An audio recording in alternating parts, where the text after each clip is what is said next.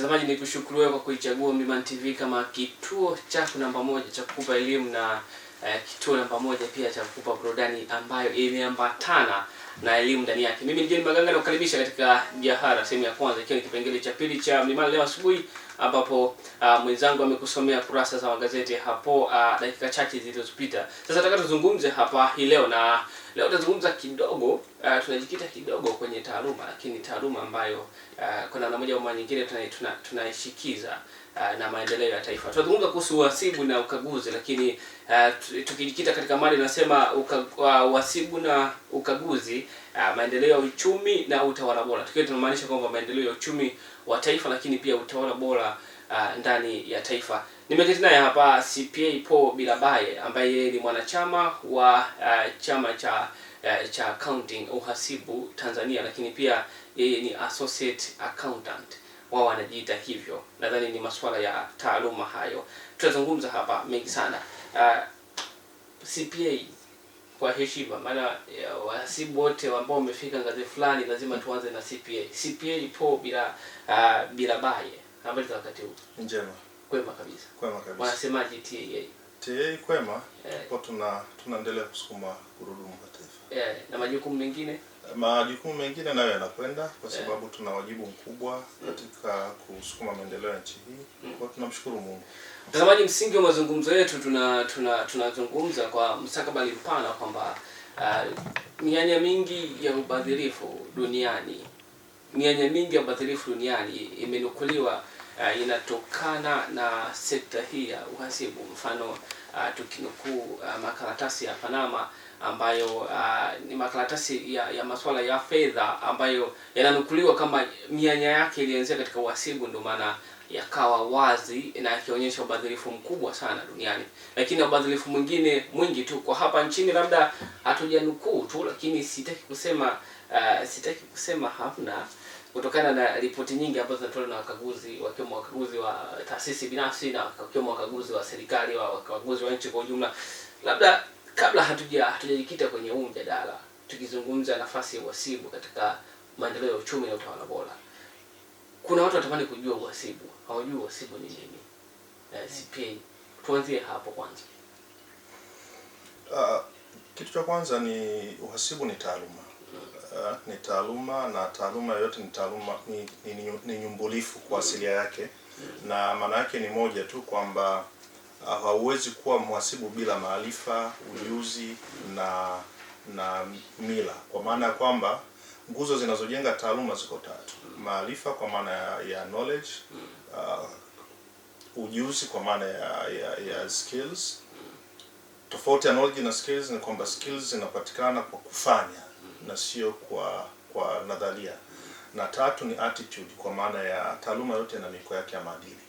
Kwa hiyo ukiwa na hivi vitu vitatu unapata neno taaluma. Na kwa mantiki hiyo, kwa muktadha wa Tanzania, ili mtu ajiite mhasibu anapashwa kuwa na hivi vitu vyote vitatu. Kwa setup ya sasa ya mfumo wa elimu, unapomaliza chuo kwa mfano unakuwa na maarifa, na kuna setup nyingine unaweza ukawa pia na sehemu ya ujuzi, lakini attitude huwa inakuja sasa kujengwa zaidi kwenye taaluma. Na kwa mantiki hiyo, kwa sheria za sasa, ili ujiite mhasibu, maana yake unapomaliza chuo ni lazima sasa ukafanye mitihani ya kitaaluma ili sasa upate awadi ya kitaaluma ambayo itakupa nafasi ya kuitwa mhasibu. Kabla ya hapo yanaweza yakatumika majina mengine. Kwa hiyo ni vizuri watu wakaliona hilo. Lakini la pili muhimu, umesema kabla ya hapo yanatumika majina mengine, kwa maana gani? Unaweza ukaitwa afisa fedha, unaweza lakini jina mhasibu ili ulitumie kwa sasa kwa sheria zilizopo ni lazima uwe umemaliza CPA, ndio unaweza ukalitumia hilo jina kwa ufasaha. Lakini kabla ya hapo, basi kutegemeana na muundo wa taasisi, wanaweza wakaangalia ni jina gani linalofaa kuitwa hivyo. Nikiwa na maana kuna wajibu nyuma ya kulitumia hilo jina. Kwa hiyo ukilitumia hilo jina wakati hauna sifa ya kulitumia, then unafanya makosa kwa sheria ya Bodi ya Taifa ya Wakaguzi, ya Wahasibu na Wakaguzi ya mwaka 72 iliyofanywa rejea mwaka 95. Kwa hiyo ndio msingi wa kusema hii ni taaluma na ina taratibu zake. Ukitembelea katika makabrasha mengi na hata ukitembelea mtaani labda kwa watu ambao wanazungumza wachache, sio wengi, wanakuambia uhasibu ni uwezo wa kucheza na namba. Yaani kwamba uwezo wa kucheza na tarakimu za fedha. Sawa. Hii ina maana gani? Katika dhana pana ni kwamba kuna ombwe la uelewa kati ya nini wahasibu wanafahamu wanafanya na nini umma una tafsiri uhasibu unafanya nini. Na fursa kama hizi ndio huwa zinasaidia kupunguza lile ombwe, kwa maana ya gap, yani watu ili waje pamoja. Kwa hiyo pengine nitumie fursa hii kusema haya kwamba inawezekana kwa sababu kila mtu anaweza akatafuta fedha akaziweka mfukoni na anavyozitumia akadhani yeye pia anaweza akatafsiri uhasibu. Lakini uhasibu ni zaidi ya swala la kucheza na namba. Ikumbukwe kwamba taasisi yoyote inaendeshwa kwa rasilimali, na rasilimali ziko za aina tatu. Kwa kuanzia, kuna rasilimali watu, kuna rasilimali fedha na kuna rasilimali vitu. Kwa hiyo unapozungumzia rasilimali hizi, utawala wake unaweza kukuta sasa umetawanywa kwenye taaluma tofauti tofauti. Kwa wahasibu wanaingia kwenye dirisha la rasilimali fedha moja kwa moja. Lakini rasilimali hizi zina muunganiko wa moja kwa moja. Kwa mfano, rasilimali vitu ni fedha zilizogeuzwa kwenye vitu. Kwa mfano, unapoona hiyo kamera, maana yake ni fedha ambayo sasa imegeuzwa kwenda kwenye kamera. Kwa ile thamani ya kamera bado inabaki, na tuna kiasibu sasa tutaiangalia inatunzwaje, inatumikaje pia. Sasa kwa maana ya kwamba mwisho wa siku, kwa sababu tunafanyia kazi kwa sehemu kubwa kwenye eneo la rasilimali fedha na hakuna jinsi nyingine ya kuandika fedha bila tarakimu. Yes, hicho anachodhani ni sahihi, kwa sababu mwisho wa siku tunaandika tarakimu. Sasa ukisema unacheza, inategemea unazungumzia kucheza katika muktadha upi, kwa sababu hata kucheza kuna kucheza kitaaluma na kuna kucheza nje ya taaluma. Ukiniuliza mimi nitakwambia yes, tunacheza na namba, lakini kitaaluma. Hiyo ndio kazi yetu. Kwa maana ya kwamba wakati mwingine unaweza kuniletea taarifa zilizo katika vipande, nitalazimika kuziunganisha ili nipate taarifa moja kwamba hii ina maana gani. Kwa hiyo kazi yangu mimi ni kutafsiri matokeo ya rasilimali fedha, lakini pia ninakwenda zaidi ya hapo, rasilimali vitu na rasilimali watu wana athari gani. Kwa mfano, unafanya kazi, mwisho wa siku unatakiwa ulipe mshahara. Kwa hiyo umekuja kama rasilimali watu, lakini mwisho wa siku una athari chanya kwenye rasilimali fedha. Kwa ni lazima sasa na mimi nijue na kulipa mshahara kwa kitu unachostahili kulipwa. Kwa ikifika wakati ule na kuandaa mshahara, sicheze na namba kwa jinsi hiyo isiyo ya kitaaluma. Ninacheza na namba kuhakikisha kwamba kila mtu anapata anachostahili. Kwa wewe unapoona mshahara umeingia kwenye account, kwangu mimi kule nimehangaika kufikiria huyu gross pay itakuwa ni nini, kodi ya serikali ni kiasi gani. Serikali imekupa formula. Hapa anatakiwa mchango wa hifadhi za jamii, anatakiwa mchango wa bima ya afya. Kweli ukija katika maana ya kucheza, ninapambana nazo hizo. Utaniruhusu nianzie mwisho? Karibu. Kabla ya mwanzo. Karibu. Kabla tujajikita kwenye mchango wa uhasibu, tujikite kwenye changamoto zinazosemekana, alafu tutarudi kwenye mchango. Tunaanza mwisho kuja mwanzo. Lakini pia nimkumbushe mtazamaji ambaye anatazama kupitia Mlimani TV muda huu, unaweza kutufuatilia pia kupitia mitandao ya kijamii kama Mlimani TV Udism, ikiwemo Instagram, YouTube, lakini pia hata Twitter. Kule kote maoni ya mjadala huu tumeruhusu, unaweza kutuma maoni yako na watu wengine wakayapitia na kuyasoma. Lakini pia CPA nimesema tuanzie mwisho. Miradi mingi au karibia miradi yote haiwezi kukosa mhasibu na mkaguzi wa ile miradi. Unaungana na mimi kwanza? Ni sahihi. Ni sahihi. Tunapokuwa tunapata ripoti za kwamba mradi huu na ubadhilifu na kuna mkaguzi na mhasibu ndani yake, inakuwa ina tafsiri gani kwamba mhasibu na mkaguzi ameshindwa kufanya kazi yake kwa ufasaha? Ama kuna vyanzo vingine ambavyo vinawalazimisha wahasibu waonekane kwamba wao hawajafanya kazi kwa ufasaha? Okay. Swali lako liko vizuri na linaakisi maoni ya Watanzania wengi. Na ni kitu ambacho kimeonekana kwenye mainstream na social media, hasa baada ya ripoti ya CAG. Lakini ni vizuri pia tukapata nafasi ya kutambua moja, kwamba mhasibu na mkaguzi mkaguzi muhasibu wanazaliwa na taaluma moja. Lakini katika dhana ya ukaguzi inategemea hizo dosari zinatokana na ukaguzi wa aina gani, kwa sababu kuna ukaguzi wa kihasibu, kuna ukaguzi maalum, kuna ukaguzi wa kiuchunguzi na kuna ukaguzi mahususi. Sasa inategemea hiyo dosari imetokana na nini. Sasa nikianzia ya mwisho, ukaguzi mahususi, maanake ni kwamba kuna taasisi zenye mamlaka ya kufanya ukaguzi, na wanaofanya ule ukaguzi ni watu waliobebea kwenye taaluma fulani. Kwa mfano, TBS ana mamlaka ya kufanya ukaguzi juu ya ubora, lakini unaweza ukaenda kwa mfano PPRA naye ana mamlaka ya kufanya ukaguzi juu ya eneo la ununuzi wa umma, si ndio? Na naweza nikawataja wengi. EWURA anafanya ukaguzi kwenye ubora wa mafuta. Sasa hawa nao wanatumia terminology inayoandamana na ukaguzi, na wakienda wataziona dosari. Lakini ukaguzi maalum unatokea vipi? Ni kwamba kwenye ukaguzi wa kawaida wa kihasibu zinaweza zikaonekana dosari. Sasa mkaguzi anapoziangalia dosari, kuna mambo mawili yanaweza katokea. Kuna dosari inayotokana na nia iliyokusudiwa na kuna dosari inayotokana na nia ambayo haikukusudiwa. Kwa kihasibu, kama dosari inatokana na nia ambayo haikukusudiwa, kwa maana ni error, then hii itaendelea kwenye mchakato wa ukaguzi wa kawaida. Lakini mkaguzi anapofika mahali anagundua kwamba watu walikusudia kufanya hiki kilicho, yani dosari inayoona imefanywa kwa makusudi, sasa hii inageuka kuwa fraud na inaweza ikaita ukaguzi maalum ambao sasa utaleta nao utaratibu wake.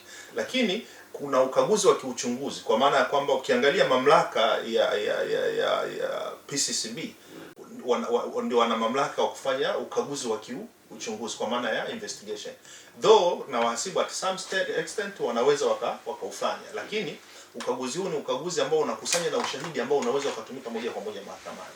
Sasa katika muktadha huu, dosari zinazoibuliwa zinatokana na maeneo mbalimbali. Kwa hiyo kama nilivyosema, zipo kaguzi zingine hazihusiani na muhasibu, zinahusiana na eneo fulani la utekelezaji, lakini mwisho wa siku tunaunganishwa na rasilimali fedha. Na kwa sababu hiyo, kwa sababu rasilimali fedha imetokea, ni rahisi umma kuona moja kwa moja muhasibu anahusika. Lakini kuna wadau wengine wengi ambao wanakuja nyuma ya dosari zinazoibuliwa nje ya muhasibu. Muhasibu anaingia katika dhana ya rasilimali fedha, lakini huenda kuna mwingine ataingia kwenye dhana ya rasilimali watu, kuna mwingine ataingia kwenye dhana ya rasilimali vitu, kwa sababu hivi vyote ni rasilimali ambazo ndizo zimeathirika na dosari iliyotokea. Kwa hiyo kwa sasa kinachoonekana kwenye jamii ni rasilimali fedha tu, lakini wakati mwingine kuna rasilimali vitu, kwa maana inawezekana fedha ikatumika vizuri, ikaonekana nyaraka ziko vizuri, lakini vile vitu havikuja. Kwa hiyo sasa kama vitu havikuja, manake bado athari yake, kwa sababu hii ni fedha iliyogeuzwa kwenye vitu na kwa makusudio fulani. Sasa kama havikuja, manake ni kwamba bado tuna athari kwenye uchumi wetu. Kwa hiyo unapozungumzia dhana ya dosari, ni sahihi kuonekana kwa sababu msingi wa ukaguzi ulikuwa ni ukaguzi unaofocus kwenye fedha, lakini hata wakaguzi hao ambao tunawaona huwa wanakagua zaidi ya fedha, na ndio utaratibu wa ukaguzi. Hawakagui fedha. Wanapokuja kwenye taasisi wanaikagua taasisi yote, ni zaidi ya fedha. Lakini kule kwingine manake wanahusianisha madhara yanaonekana kule na rasilimali fedha. Umezungumza vitu vingi sana CPA, lakini ndani yake nina swali pia. Karibu. Nataka nizungumzie kuhusu maadili. Maadili ya muhasibu yakoje, kwamba yeye anapaswa tu kwamba kila atakachoombwa kifanyike. Maana sisi tutaka milioni 2 ni agizo, yeye ana sign milioni 2 zinaenda. Hayo ni maadili yake, kwamba bwana boss akishasema kitu kimepita. Hapana. Kwanza kwenye maadili ya mhasibu kuna nizungumze vitu vikubwa viwili. Kwanza misingi ya maadili, kwamba msingi wa kwanza ni integrity, nafikiri ni uadilifu. Lakini msingi mkuu ni weledi, kwamba mhasibu lazima awe na weledi wa kutosha na maarifa ya kutosha wa kazi anayofanya. Ana wajibu huo. Na ikumbuke wajibu wa mhasibu una extend kutoka kwa employer. Yaani tunaposaini kiapo chetu cha uadilifu, tunakubali wajibu zaidi ya mwajiri. Maanake tunakubali kuwajibika kwa serikali, kwa umma wa Tanzania, kwa mwajiri wangu na kwa taaluma yangu. Kwa hiyo tunajaribu kuepuka kufanya mambo ambayo nikiyafanya mimi mhasibu mmoja yanaenda kuchafua tasnia nzima ya uhasibu. Hilo la kwanza. Kwa hiyo tuna misingi iko kama mitano: kuheshimu sheria za nchi, kuangalia professional behavior, yani mimi nafanya nini. Manake maisha yangu ya uhasibu hayaishi ofisini. Maarifa ya uhasibu yanatembea kichwani mwangu. Kwa hiyo napotoka nje ya maeneo yangu ya kazi, bado mienendo yangu inatakiwa iakisi maadili yangu ya kazi. Sio nikitoka ofisini nikifika mtaani basi naishi maisha ambayo mtu akiniona yanadhalilisha taaluma yangu. Sasa kwa jinsi hiyo, kwenye uhasibu kuna vitu wameviita kama viashiria vya hatari kwa mhasibu, ambavyo akivitumia vizuri vinaweza kumsaidia asiende kwenye kupokea amri na kuitekeleza jinsi ilivyo. Kwa mfano, kiashiria cha hatari hicho kinaitwa intimidation, kwamba mhasibu anapozuiwa kufanya kazi yake kitaaluma kwake ni hatari. Kwa hiyo kukubali kuzuiwa kufanya kazi yako kitaaluma ni hatari kwako wewe mwenyewe. Lakini kuna kiashiria kingine ambacho wanasema ni familiarization, kujuana. Maana yake ni kwamba mimi kama mhasibu nafanya kazi kwenye mfumo. Kwa mimi ni binadamu, mfumo ni kitu kingine. Mimi na mfumo ni vitu viwili tofauti. Na kwa msingi huo mimi, yani huwezi ukaja kwangu kwa sababu unanifahamu ukasema naomba labda 100,000. Lakini kama mfumo unataka ili uipate 100,000 uandike uwe na kitu fulani, nitakuelekeza juu ya mfumo unataka nini. Na hapa ndipo wahasibu mara nyingi wanakosa umaarufu na kupata kuchukiwa. Kwa sababu unaniangalia mimi kama baada ya kuangalia mimi kama mtu anayesimamia mfumo wa uhasibu. Kwa kwenye taasisi nyingi mhasibu unaambiwa ondoa kufahamiana na mtu. Yes, tunafahamiana, lakini napokuja kwenye kazi mimi si mimi naifanya, ila natakiwa niyafanye yanayotapaswa kufanywa na mfumo. Kwa kama mfumo unasema kabla ya kuwasha kamera ni lazima uzingatie yafuatayo: uangalie source ya umeme, uangalie kama socket haina matatizo, then ndio kazi yangu mimi. Kwa mimi kabla ya kuwasha kamera napaswa kwa. Sasa usije kwangu ukasema wewe nakufahamu unajua, yani wewe kamera ikikuona inaongea yenyewe, hapana. Lakini kuna msingi mwingine ambao ni unapaswa kumsaidia mhasibu. Kwa mfano anasema self review, kwamba mhasibu jizuie kufanya mapitio ya kazi ambayo wewe ndio umeanza kuipitia. Yani wewe ndio umeandaa kazi. Kwa mfano unataka kuomba likizo na wewe ndio mkuu wa idara, unaomba likizo, wewe ndio muombaji wa likizo, alafu unasema anaidhinisha, unakuja kuidhinisha mwenyewe. Sasa hizi zote ni control ambazo kwenye miiko yetu ya maadili zimewekwa kumsaidia mhasibu. Lakini more important, kuna mwiko unasema self interest, kwa maana kwamba ni pale ambapo wewe mhasibu una maslahi na huo muamala. Hebu jaribu kujizuia, yani usionekane, isije kafika kwenye eneo lako la kazi watu wakawa wanasema yani mhasibu akiwa na shida ya fedha ndio anaonekana anahitaji hapo CPA kwenye maslahi binafsi na miamala. Huoni kama ndo mianya ya rushwa inakuwa inapita hapo? Dhana ya rushwa yani kwa maana ya miiko ya maadili imeweka vizuizi hivyo. Sasa hivi vizuizi vimewekwa kwa ajili ya binadamu. Sasa binadamu tunayemzungumzia kwanza ana background tofauti, ana imani tofauti, si ndio, ana hofu na Mungu tofauti. Kwa hiyo sasa uhasibu kama taaluma umeweka miiko ya kuwafanya watu wote wanaokuja kwenye eneo hili wafanane hivi. Lakini sasa anakuja binadamu. Sasa binadamu anawezaje kwenda kwenye rushwa? Sisi ndio tunasema kwenye kihasibu na hata tasnia hiyo ya rushwa tunaizungumzia, kuna issue ya fursa. Kwamba kwenye taasisi kama hakuna internal control nzuri, zina create fursa ya mtu kuweza kuona sasa hiki kinaweza kikafanyika. Kwa mfano, kama hapa hizi kamera mtu anaweza akachukua akaenda nayo nyumbani na hakuna mtu anayemuuliza, si ndio? Na yani anatoka nayo tu getini, hakuna tatizo. Manake kuna mtu leo mnaweza mkawa naye akawa anaichukua kamera anaenda nayo nyumbani, alafu baadaye mtaani akipata nafasi anaenda kufanya kazi, si ndio? Lakini huko hamtajua. Lakini kama kuna control, manake mmeondoa fursa ya hicho kitu kutokea. Lakini pia kuna pressure za maisha. Manake ni lazima mjue hawa watu wanaishi kwenye jamii. Kwa hiyo ni lazima mtengeneze miiko ambayo ina contain wataalamu wenu contain pressure za maisha. Kwa maana ya kwamba tunaishi mtaani, tunaishi kwenye jamii. Inawezekana umekaa nyumbani, mwenzako akakwambia bwana, mbona jirani yako ana gari, wewe kwa nini hauna gari? Sasa una contain namna gani hizi tamaa za aina hiyo? Sasa kwa sababu hawa ni watu, manake ni lazima uone jinsi ya kufanya. Lakini kwa maana ya miiko ya maadili imeweka remedy. kwamba ikiwa una mhasibu ambaye ana dalili ya kutokuwa na uadilifu kwenye maeneo yake ya taaluma, hii ndio njia ya kufanya. Ndio maana wana bodi yao ya kitaaluma. Kule kuna hatua za kukiuka uadilifu unachukuliwa. Sawa, CPA kwa najua swala la rushwa ni mtambuka kidogo, lina mambo mengi ndani yake. Lakini tukizungumzia kwenye uhasibu tunazungumzia ubadhirifu mkubwa. Kuna hizo rushwa ambazo zinatolewa kila siku, unashangaa mtu 2000 bwana 1000 ni rushwa. Lakini ukija kwenye uhasibu tunakutana na ubadhirifu mkubwa ambao kwa kiasi kikubwa unasemekana unakuwa unaleta athari kwenye taifa lolote lile. Sasa kabla sijaendelea ni mruhusu pia mtazamaji kwamba anaweza kutoa maoni yake kupitia mitandao ya kijamii kama YouTube, lakini pia kama Instagram pamoja na Twitter kama Mlimani TV Judaism. Huko mjadala huu tumeweka na utatoa maoni yako ili tutungumze kinagaubaga kwa maslahi mapana ya taifa letu. Lakini pia nimeketi naye hapa CPA Paul Bilabaya ambaye ni mwanachama wa TAA, lakini pia associate accountant. Tunajadili uhasibu, maendeleo ya uchumi wa taifa, lakini pia utawala bora.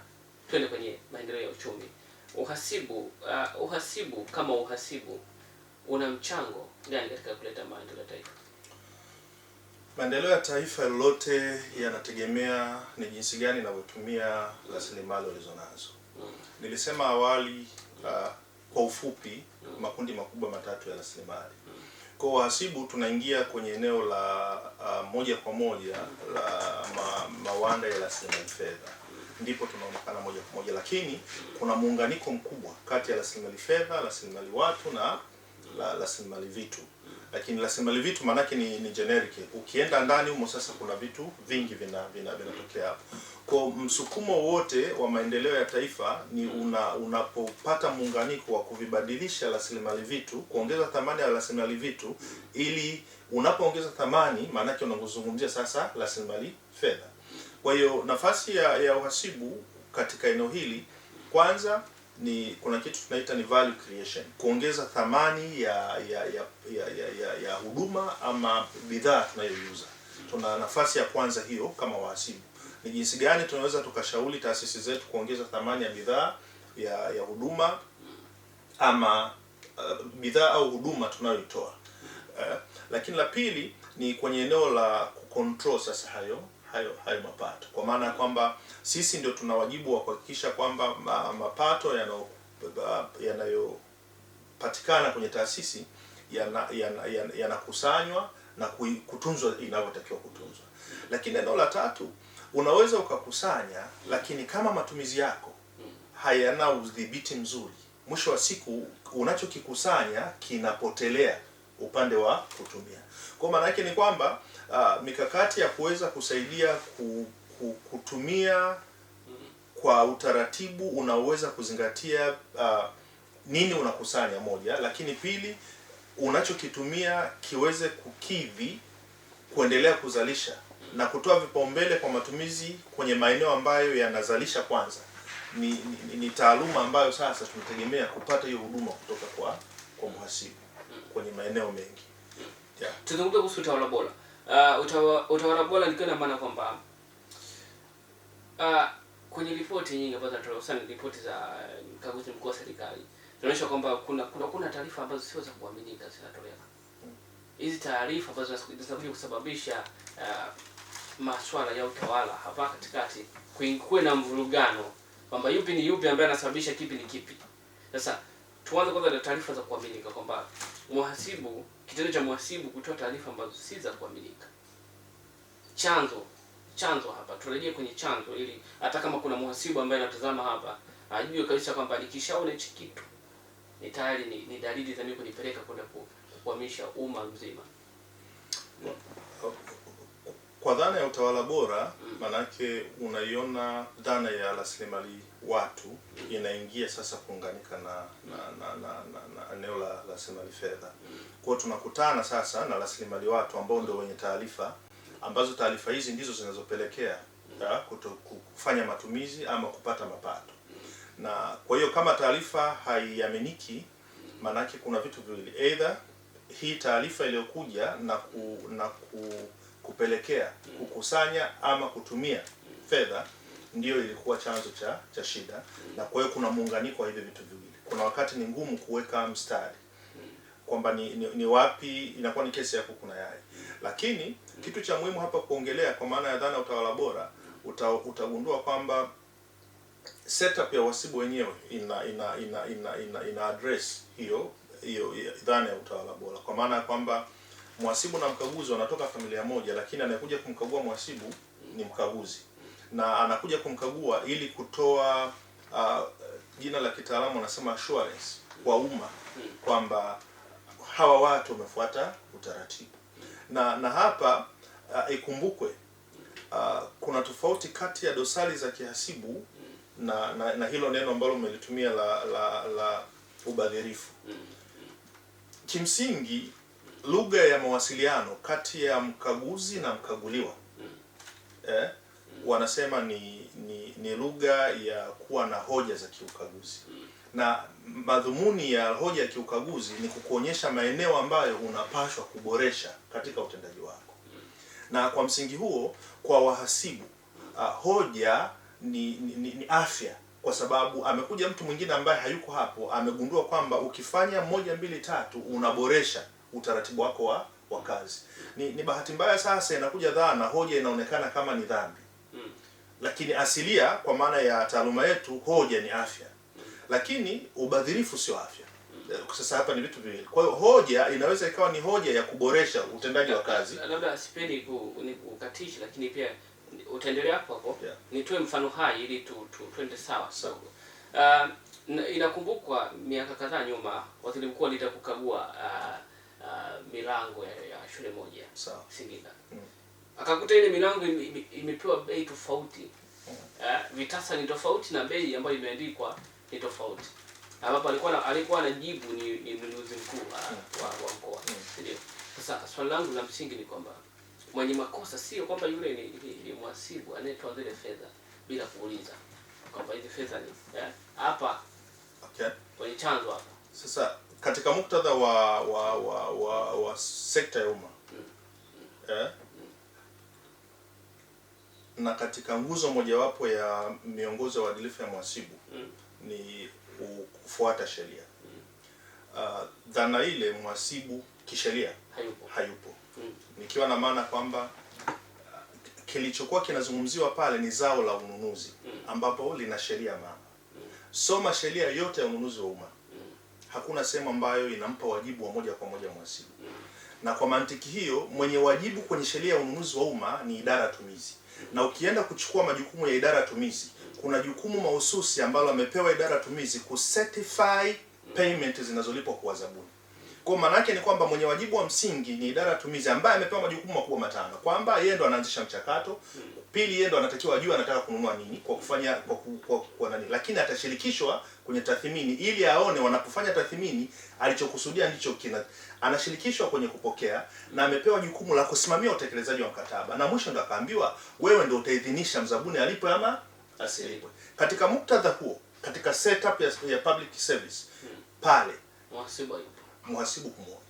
Kwa hiyo ndo hii dhana ambayo nilisema mwanzo, zipo hoja ambazo kwa sababu tu ripoti ni ya mkaguzi mkuu wa serikali, umma unaamini kwamba kila kitu ni mhasibu. Lakini kuna hoja ukizisoma asili yake sio mhasibu, ila kwa sababu ile ukaguliwa ni taasisi na mkaguzi anakagua uhasibu na maeneo mengine, then anachokiona kinajumuishwa kwenye ripoti moja, watu wanadhani kila kinachokuja ni cha mhasibu. Kwa mfano uliotoa ni uthibitisho hai kwamba mwenye wajibu wa pamoja ni idara tumizi, kwa sababu ndiye aliyethibitisha yalipwe. Lakini zaidi ya hapo ukienda kwenye sheria kifungu cha 41 kimetoa wajibu kwa wadau wote walioshiriki kwenye huo mchakato. Kwa hiyo na pale hawajataja mhasibu, wametaja watu kwa majina, wamesema accounting officer, wamemtaja user department, wametaja tender board, wametaja evaluation committee, na wakasema hawa wote watawajibika independently kwa majukumu waliopewa na sheria hii. Na kwa msingi huo watu wa kuwajibika pale ni wale waliotajwa kwenye kifungu cha 41. Na kwa hiyo inapokuja mhasibu kuingia hapa utailazimisha sana, kwa sababu mhasibu anapokea sasa hivi vitu vikiwa mimi sio kama nalazimisha, nilikuwa nauliza tu kwa faida ya wengine ambao wanatazama muda huu kwamba wasije kawa walikuwa wanadhani hivyo kwamba hapa bwana, nahisi kama wahasibu bwana ndio watu ambao wanapiga sana mingo. Hizi mambo zinatokea kwa sababu mhasibu bwana tufanye kitu fulani 1 2 3 tukanue hichi kitu tutafanya hivi. Wewe mhasibu toa hizo pesa. Watu wengi labda wanadhani hivyo, ndio maana tunalizungumza hapa leo. Ni kweli. Sasa kwa faida ya muda CPA, wahasibu bado unafundishwa vyuoni. Tuna vyuo vingi sana ambavyo vinafundishwa wahasibu. Yes. Twende kwenye hizi taasisi za kielimu. Maadili ambayo yanafundishwa kule John ni zao sahihi ambalo lipo huko mtaani, ama bado kunahitajika nguvu ya kuwafundisha wahasibu kuhusiana na maadili ya hii sekta? Ni maoni yangu. Changamoto ya maadili ni kubwa kuliko tunavyodhani. Na kuna wakati tunaweza tukadhani kwa kufundisha peke yake inatosha. Shida ya kwanza iko nyumbani. Kwenye level ya familia tuna tatizo kubwa la maadili. Na tusiposema wazi tutajidanganya, lakini muda utasema. Parenthood asilia haijawa properly documented. Na kwa msingi huo wengi tunakuwa wazazi kwa ajali. Na wakati mwingine hatujajiandaa. Na hatubebi majukumu yetu kama wazazi. Bahati mbaya maadili na uongozi vinajengwa kwenye ngazi ya familia. Kuna vitu nitatolea mfano. Kwa mfano utamaduni wa kula. Zamani wakati tunakula kwenye sahani moja na wote mnakusanyika pamoja, tulikuwa tunakula zaidi ya chakula. Tulikuwa tunakula pamoja na upendo. Ndio maana mnaanza pamoja, baadaye mwenye umri mdogo anaachiwa. Leo hii kila mtu anapokula kwenye sahani yake, manake tuna embrace self interest. Na inafika mahali kwenye familia hakuna mtoto anayechukua chakula akimfikiria mwenzake. Sasa hatuoni madhara ya hili huyu anapokuja kuwa leo ofisini. Kwa hiyo unataka leo nizungumzie maadili nikiwa ofisini, wakati uliyeniletea kutoka kwenye familia yako ulishamwambia awe selfish in nature. Na anapokuja ofisini tayari ni selfish in nature. Unajua matokeo yake nini? Maana yake hajali chochote, yeye anachojali ni nafsi yake. Kwa hiyo kwenye eneo hili kidogo, kama Watanzania ifike mahali tukubali shida iko nyumbani. Kila mzazi ana wajibu kwanza wa kuona anafanya nini kwenye eneo la maadili. Kwa hiyo hata katika level ya vyuo vifike mahali vibebe mzigo ambao ni sahihi kwao, wakati na wazazi na sisi tumechukua sehemu ya mzigo wetu, ili kwa pamoja kama taifa twende, kwa sababu maadili hayafundishiki kwa nadharia. Maadili yanafundishika kwa nadharia na vitendo, na vitendo vina ushahidi wa moja kwa moja kuwa na madhara makubwa zaidi. Kwa mfano, ukisoma vitabu hivyo vya wenzetu, inaonekana kuna tofauti kati ya behavior na character. Character ya mtoto inajengwa tangu mama akiwa mjamzito na mtoto akifikisha miaka 7. Nafikiri nitakuja kuita siku nyingine tuje tuzungumze kuhusu maadili, maana naona hapo kuna kitu kikubwa kidogo. Wakati mwingine nitakuja kuita tujikite tu kwenye maadili ya kazini. Maadili kazini peke yake. Sio wasibu, sio sehemu yote. Ni maadili kazini. Nikushukuru sana CPA Paul Bilabie kwa kufika Mlimani TV. Tumezungumza mengi sana hapa. Karibu sana. Asante. Karibu sana, na wakati mwingine tena tunakukaribisha tena na tena. Mimi ni John Maganga ambaye nimekuongozea kuanzia mwanzo hadi tamati, na hii ni Jahara sehemu ya kwanza ambapo tumejadili kuhusu uhasibu, maendeleo ya uchumi wa taifa, lakini pia na utawala bora. Tumezungumza mengi sana hapa, lakini tumejikita kwenye masuala kadha wa kadha. Endelea kuchangia kupitia mitandao ya kijamii kama Mlimani TV Lism, lakini pia huko Instagram, Twitter, lakini pia hata YouTube. Hichi ambacho tumekifanya hapa utakikuta kule. Karibu sana. Mimi ni John Maganga.